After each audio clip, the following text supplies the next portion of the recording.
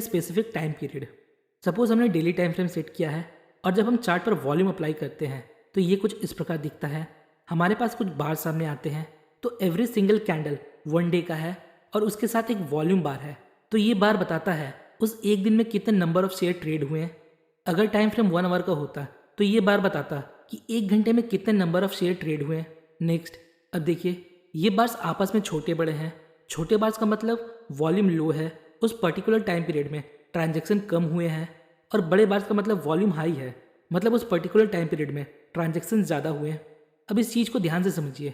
In the world of technical analysis volume और price ये दो चीज़ें ही लीडिंग होते हैं, मतलब हमें फास्ट सिग्नल देते हैं, और बाकी जो भी इंडिकेटर्स है वो लैगिंग है, मतलब जो लेट सिग्नल देते हैं। इसके पीछे का रीज़न एकदम सिंपल है। देखिए, जो भी इंडिकेटर आप यूज़ करते हो वो या तो प्राइस से बना होता है या वॉल्यूम से बना होता है, या वॉल्यूम और प्राइस को मिक्स करके बनता है। तो पहले प्राइस और वॉल्यूम में सिग्निफिकेंट चेंजेस आते हैं, फिर इंडिकेटर उन्हें रीड करता है और उनके बेस पर आपको सिग्नल्स देता है। तो अगर आप वॉल्यूम और प्राइस एक्शन पर फुल फोकस और डिटेल स्टडी रखते हो तो लिटरली आपको किसी भी इंडिकेटर को देखने की ज़रूरत नहीं है। तो वॉल्यूम और प्राइस एक्शन को कंबाइन करके ट्रेड कैसे लेते हैं उसके कुछ रूल्स देखते हैं। Number 1, trade breakout with volume confirmation. मतलब अगर आप चार्ट पैटर्न्स या ब्रेकआउट पर ट्रेड लेते हो तो आप वॉल्यूम का यूज़ करके अपने एक्यूरेसी को बढ़ा सकते हो और फॉल्स ब्रेकआउट या फॉल्स ब्रेकडाउन से बच सकते हो। आइए एग्जांपल की हेल्प से समझते हैं। लेट्स सपोज हमें चार्ट पर एक असेंडिंग ट्रायंगल पैटर्न स्पॉट होता है। नाउ अब हम ब्रेकआउट का वेट कर रहे हैं। नेक्स्ट, यहाँ एक ग्रीन कैंडल रेजिस्टेंस लेवल को ब्रेक करता है। अब देखिए जेन्युइन ब्रेकआउट को कैसे आइडेंटिफाई करना है, इस पर मैंने ऑलरेडी डिटेल वीडियो बनाया है, जिसमें से एक टेक्निक है वॉल्यूम। अगर इस ब्रेकआउट कैंडल का वॉल्यूम इस रेंज पीरियड के एवरेज वॉल्यूम से हाई है, so there is a high probability ये ब्रेकआउट जेन्युइन हो सकता है। नेक्स्ट, यहाँ देखिए ये हमारा रेजिस्टेंस लेवल है। चूंकि प्राइस इस लेवल को हिट करता है और यहाँ से रिवर्स हो जाता है। अब देखिए प्राइस वापस इस लेवल को अप्रोच करता है और रेजिस्टेंस लेवल को ब्रेक कर देता है। अब इस कैंडल को देखिए, हम लोगों में से बहुत से लोग कंफ्यूज होंगे। इस कैंडल को देखकर हम सोचने लगेंगे क्या ये ब्रेकआउट हुआ है या नहीं हुआ, क्योंकि इस कैंडल का फॉर्मेशन ही कुछ ऐसा है, और हम इस ट्रेड को अवॉइड कर देंगे। बट आगे देखिए क्या होता है, मार्केट इसी कैंडल के ब्रेकआउट पर ऊपर चला जाता है। तो ऐसा क्या था इस कैंडल में?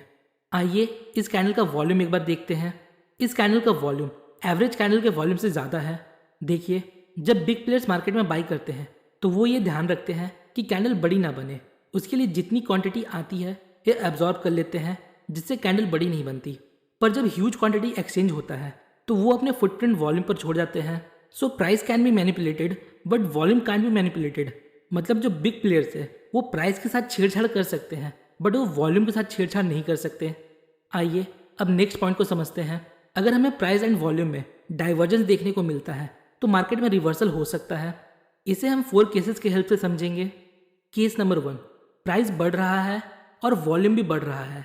केस नंबर 2, प्राइस बढ़ रहा है पर वॉल्यूम घट रहा है। तो इन दोनों में क्या डिफरेंस है? अगर हम वॉल्यूम इंडिकेटर नहीं लगाते तो हमें दोनों में सेम प्राइस एक्शन देखने को मिलेगा। यहाँ भी price higher high and higher low बनाता है और यहाँ भी। बट जब हम वॉल्यूम इंडिकेटर को अप्लाई करते हैं तो हमें केस नंबर 1 में कुछ बार्स देखने को मिलते हैं जो प्राइस के साथ बढ़ रहे हैं। जरूरी नहीं सारे बार्स बड़े हों। कहने का मतलब है अगर हम एक ब्रॉडर पिक्चर देखें तो ये अप ट्रेंड में होगा। नेक्स्ट, अगर आप वॉल्यूम सेकेंड केस में देखते हो तो आपको दिखेगा या तो वॉल्यूम फ्लैट है या डिक्रीज हो रहा है। तो इन दोनों में डिफरेंस क्या है, हमें इससे पता क्या चलता है?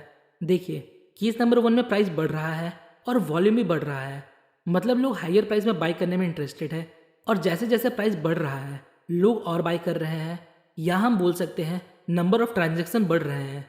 अब देखिए प्राइस हम जैसे नॉर्मल लोगों के बाई करने से ऊपर नहीं जाता, इसका मतलब यहाँ कोई बिग प्लेयर बाई कर रहा है। तो अगर उन लोगों को हायर प्राइस में भी बाई करने में इंटरेस्ट है तो वो प्राइस को आसानी से नीचे आने नहीं देते। तो इसका मतलब ये एक स्ट्रॉन्ग ट्रेंड है, हम इस ट्रेंड को कंटिन्यू कर सकते हैं। सेकेंड केस देखिए, जैसे जैसे प्राइस बढ़ रहा है वैसे वैसे नंबर ऑफ ट्रांजैक्शन कम होते जा रहे हैं। सपोज जब प्राइस 500 का था तो इतने नंबर ऑफ ट्रांजैक्शन हो रहे थे, और जैसे प्राइस 550 होता है नंबर ऑफ ट्रांजैक्शन कम होते जाते हैं। इसका मतलब ज़्यादा लोग यहाँ महंगे में खरीदने में इंटरेस्टेड नहीं है। बट इसका मतलब ये बिल्कुल नहीं कि ये बेरिस है, ये एक वीक ट्रेंड है। तो हम ये समझ सकते हैं यहाँ बिग मनी इन्वॉल्व नहीं है। हमें ऐसे ट्रेंड को अवॉइड करना चाहिए क्योंकि ये ट्रेंड आगे जाकर रिवर्स हो सकता है या साइडवेज हो सकता है। आइए अब केस नंबर 3 एंड 4 को समझते हैं। केस नंबर 3, प्राइस गिर रहा है बट वॉल्यूम बढ़ रहा है। केस नंबर 4, प्राइस गिर रहा है और वॉल्यूम भी कम हो रहा है।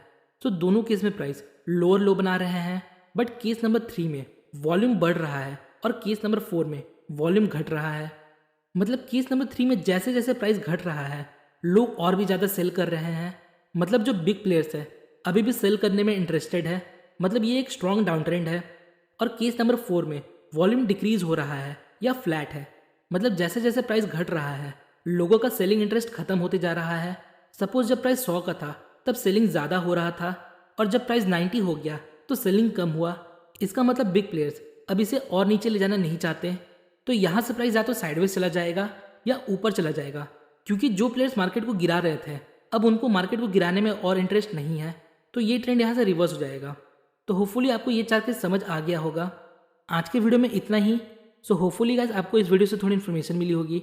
अगर आपको वीडियो इन्फॉर्मेटिव लगी तो वीडियो को लाइक और चैनल को सब्सक्राइब जरूर करें। मिलते हैं नेक्स्ट वीडियो में, तब तक के लिए बेस्ट ऑफ लक फॉर